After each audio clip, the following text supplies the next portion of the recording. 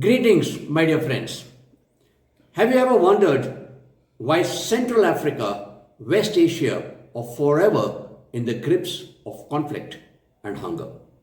Unsettling pictures come every second day. At the same time, conflict across the globe is increasing. Yet, there are many catastrophic events, from floods to droughts, from heat waves to cyclones, that are happening with increasing frequency and increasing intensity. Is there a correlation between all of them? There is an old saying that a hungry man is an angry man. Is hunger, therefore, the real culprit in the increasing conflicts?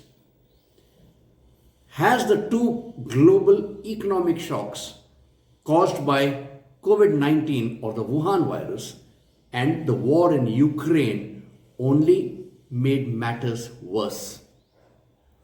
Is hunger a simple thing like empty bellies, or is it more complicated and multifaceted problem with many root causes and far-reaching impact? The Global Report on Food Crisis, or GRFC, in the year 2023 estimated 250 million people were acutely food insecure and required urgent food assistance across 58 countries in the year 2022. This is the highest number since its inception in the last 7 years. These findings suggested that the population facing high level of acute food insecurity has increased for the fourth consecutive year, threatening the Sustainable Development Goals as laid out by the United Nations for the year 2030. The goal of enabling or ending food shortages or hunger by the year 2030 even more difficult.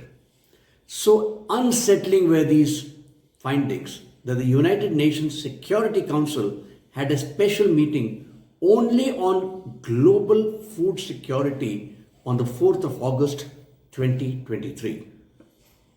Welcome, my dear friends, to ChaxSimplifies, your channel to demystify, declutter, and simplify acute global issues into simple, understandable bites. In today's video, we shall examine what is global hunger and its ramifications, its triggers, and their effects.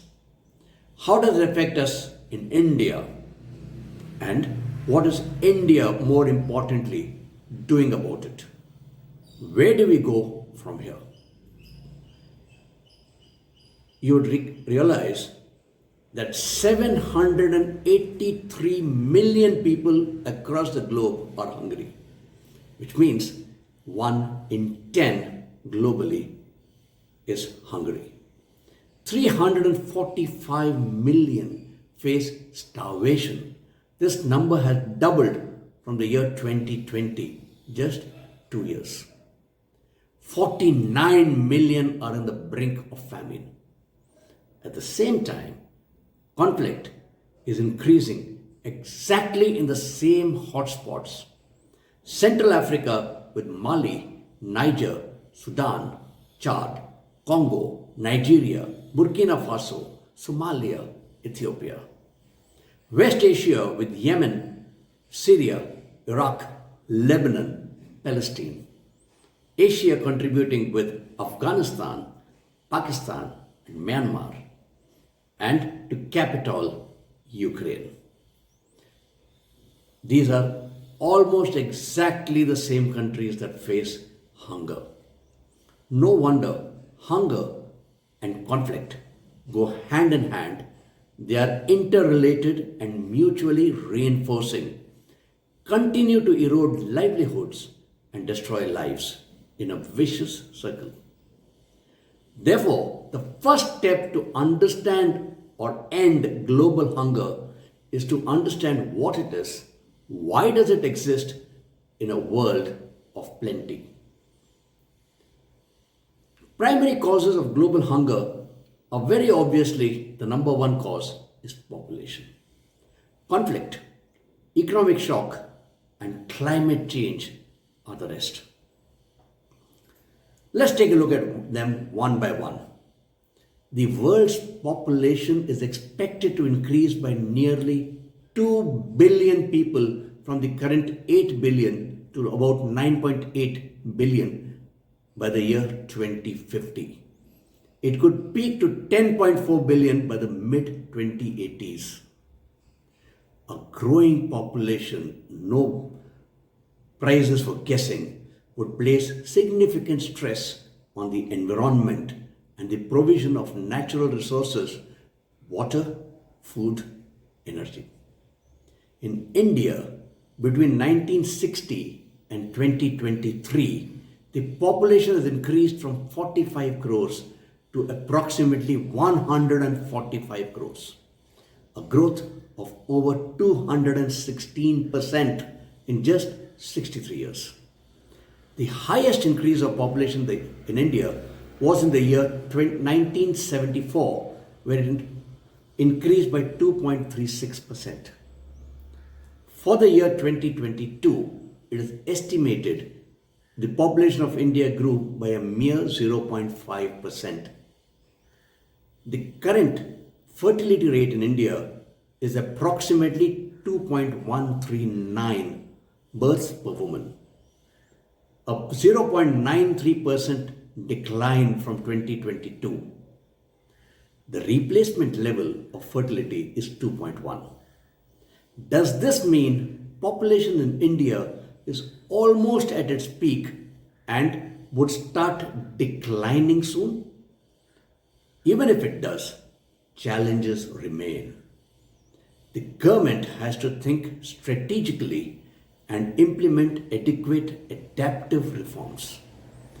Effective management of resources can help reducing unrest and conflict. We did talk earlier of a hungry man is an angry man. Hunger leads to war. Where there is war, there is hunger. Hunger and conflict feed off each other. Conflict therefore remains one of the primary drivers of hunger and famine. Over 345 million people in Somalia, Sudan, Haiti, Yemen, Afghanistan, Burkina Faso, Nigeria, Somalia, Congo, Chad, etc. face famine-like conditions, primarily out of armed conflict. The ISIS is playing a very important role in this. The war in Ukraine has disrupted not just agricultural production but also trade in the Black Sea. This has contributed to high international prices since the first half of the year 2022. It continues to date, affecting global food security, especially in those 58 countries earmarked by GRFC. These countries are food and import dependent, low-income countries whose fragile economies have already been battered by the COVID-19 pandemic. By the end of year 2022, food prices in all these 58 GRFC countries increased by over 50%. The Ukraine war, especially with the failure of the grain export deal, has added to this problem. Russia pulled out of the Black Sea grain deal last month, citing unmet demands. They were essentially related to access to exports and the SWIFT payment system, the continued threats to its Black Sea fleet. Together, Russia and Ukraine account for over 30% of world's wheat, 60% of world's sunflower oil, 20% of the world's corn. 26 countries across the world get more than half their wheat supplies from just these two countries. To cap it all, Russia is the most important producer of the three major fertilizer nutrients, a market of over $13 billion.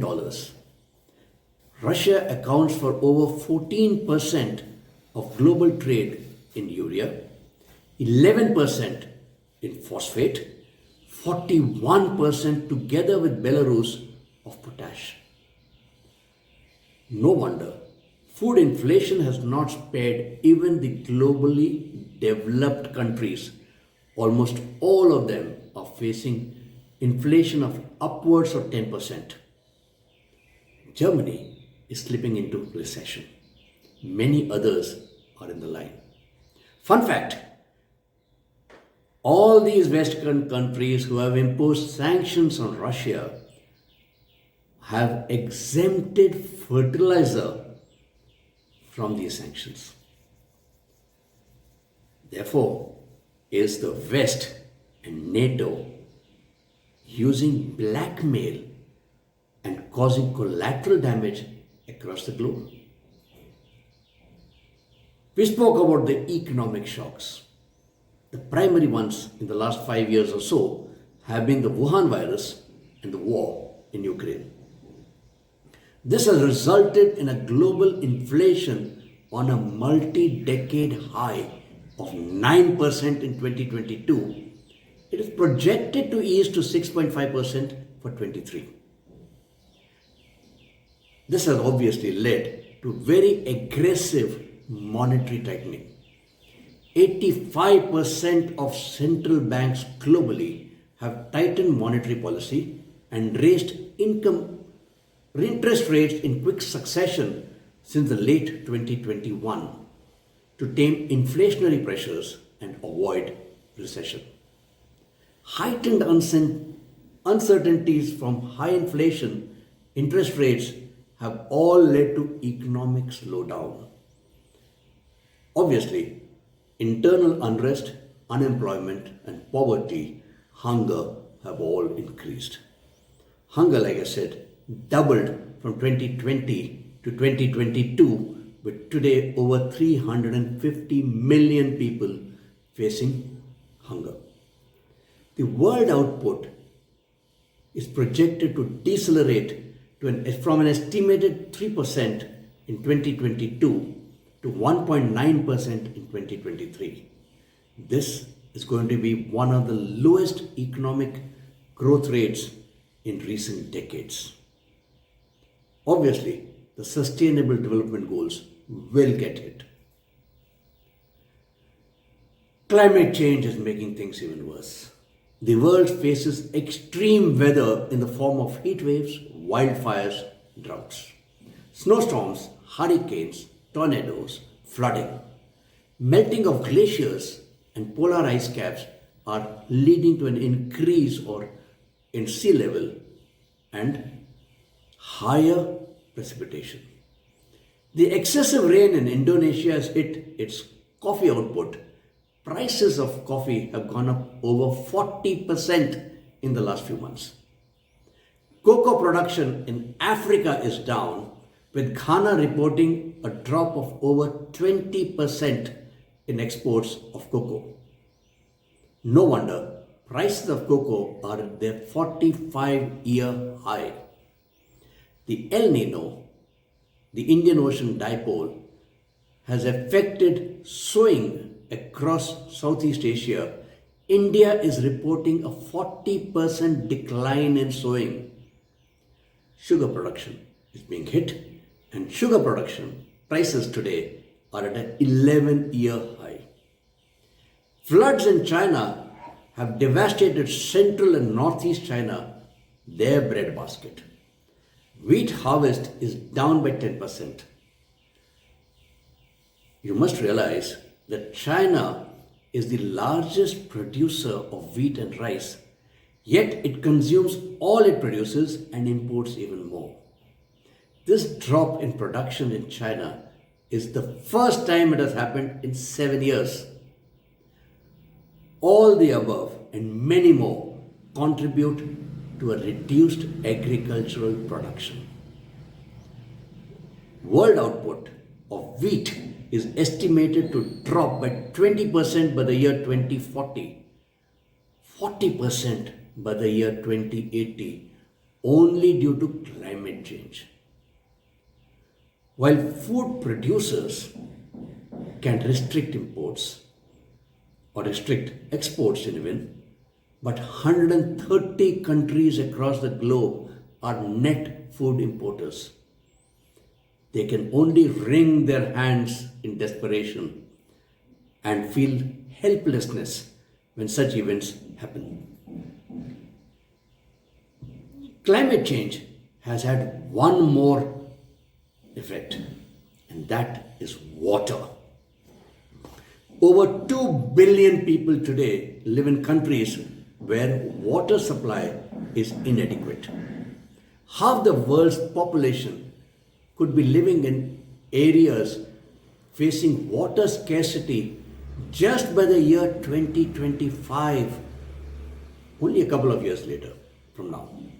700 million people could be displaced because of intense water scarcity by the year 2030. Most of the water-stressed regions are in the Middle East, North Africa, where 83% of the population is exposed to high water stress, in South Asia, where 74% of the people are exposed. You can see evidence of this already. China is the most dammed nation in the world with over 50,000 dams. Mekong, other rivers, are drying up downstream essentially because of these dams. China is also damming the Brahmaputra, and India is doing the same to safeguard itself. Iran and Afghanistan are locked in armed conflict, almost armed conflict, with over a few thousand Taliban suicide bombers ready just because of water sharing of the Helmand River.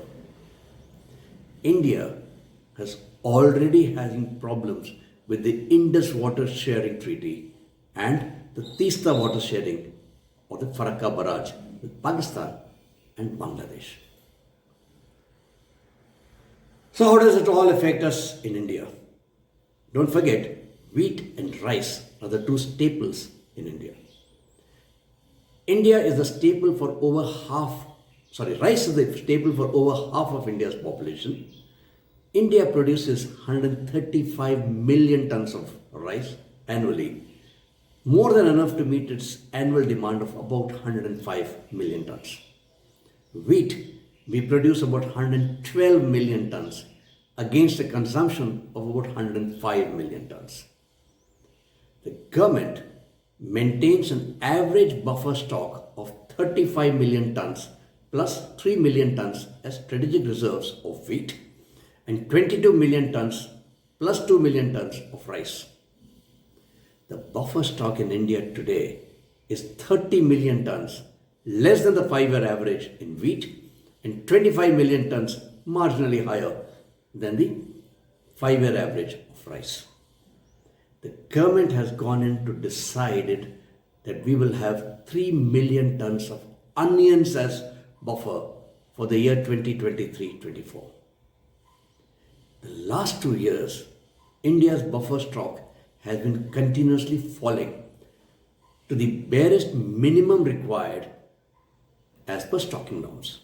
Such a decline is being witnessed even at a time when production is rising. This decline is primarily due to the free distribution of wheat and rice as a part of Pradhan Mantri Garib Kalyan Anna Yojana, and this Yojana has been extended to 2024.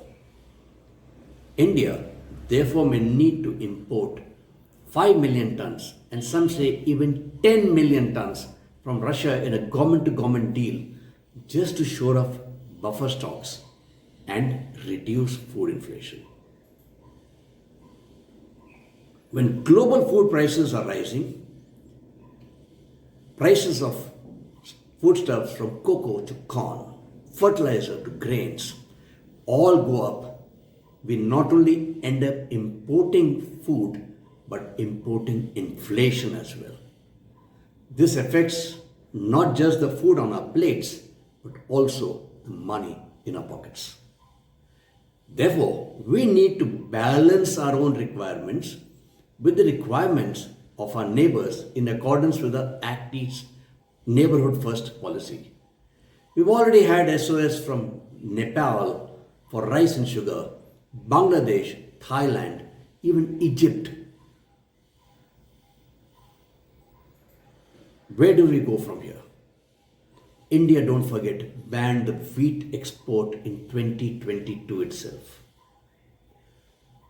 With the increasing food prices and the election season coming in, government has released more wheat and rice through e-auction in the month of July and August, as well as supplied rice and wheat in bulk to millers and biscuit manufacturers to boost supplies and cool prices.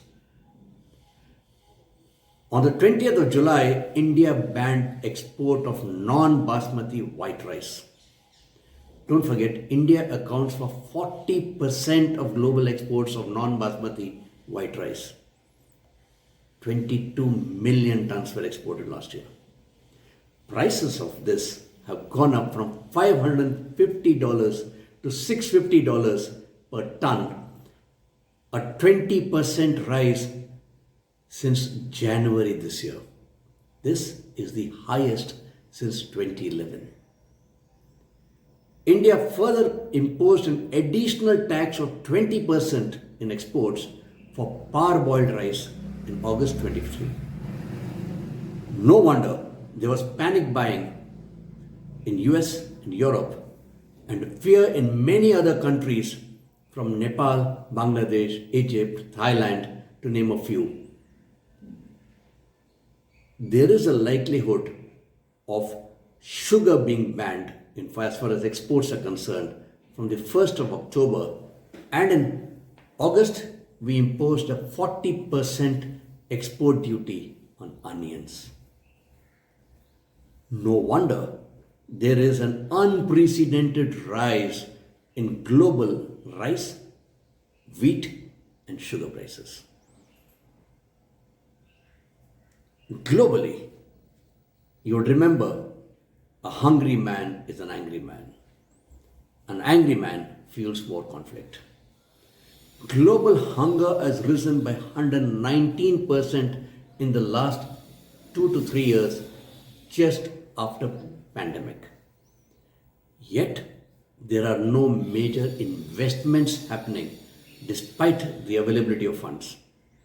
Just to highlight this, there is a requirement of approximately $40 billion to address global food shortages. How much did the UN raise? Just 12 billion. On the other hand, oil companies made over $100 billion in profit from just 1 quarter alone of 2023. Therefore, the money is there. Is there the will? We need to address the requirement of funds to combat climate change as well. Definitely the Ukraine conflict has to be resolved. At least, if nothing else, a revival of the grain deal. Water stress has to be addressed even more urgently. Over 60% of the world's irrigated agriculture faces extremely high water stress, particularly sugarcane, wheat, rice, and maize. To feed a projected 10 billion people by the year 2050, the world needs to produce 50% more food calories than it did in 2010. Dealing with acute water stress climate change and climate driven disasters like droughts and floods are going to be the key. India faces a deadly combination: inflation and election. Food security is paramount. A population of 1.4 billion people, an inflation of over 6%, food inflation at a 15-month high, multiple state elections looming, national elections in 2024. Can India afford a price rise? What is it doing then? In the short term, India is controlling exports. From a ban of wheat and rice exports to a 40% export duty on onions, sugar likely to get into the list of banned items from 1st of October, India may end up importing wheat to shore up buffer stocks. In the long term, India has to address agricultural and land reforms and boost production on an even more urgent basis. While it focuses on self-sufficiency or Atmanirbharta, it has to insert itself into reliable global food supply chains. It needs to prepare the farmers and other stakeholders for vagrancies caused by climate change.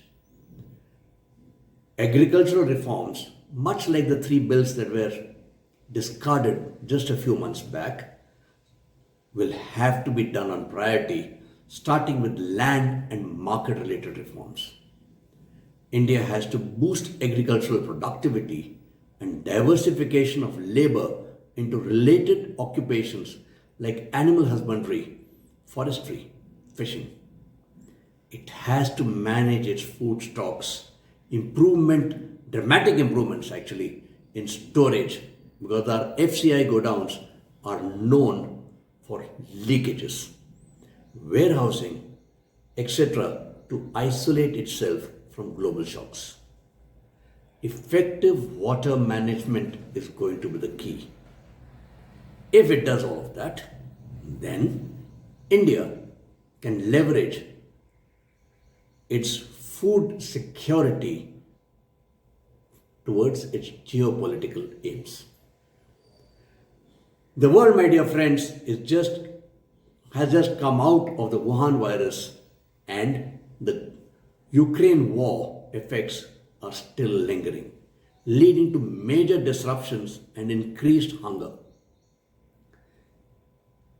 Global hunger resolution needs huge investments. The money is there, but where is the will? India needs to leverage its technological capabilities, good weather, soil conditions, with efficient water management to showcase its Vasudhaiva Kutumbakam philosophy, and to do that, it has to manage volatility in food prices at home first. Keep food inflation under check. Therefore, my dear friends, we continue living in very interesting times. If you approve of the video, please do leave a like and please do comment. This motivates me immensely. As always, please subscribe to my channel if you have not done so far, and press the bell icon to be notified of my new videos. As always, please feel free to share this video with your family and friends. Knowledge, finally, is the only commodity that grows by sharing. I look forward to your suggestions and continued support. Until next time, Jai Hind.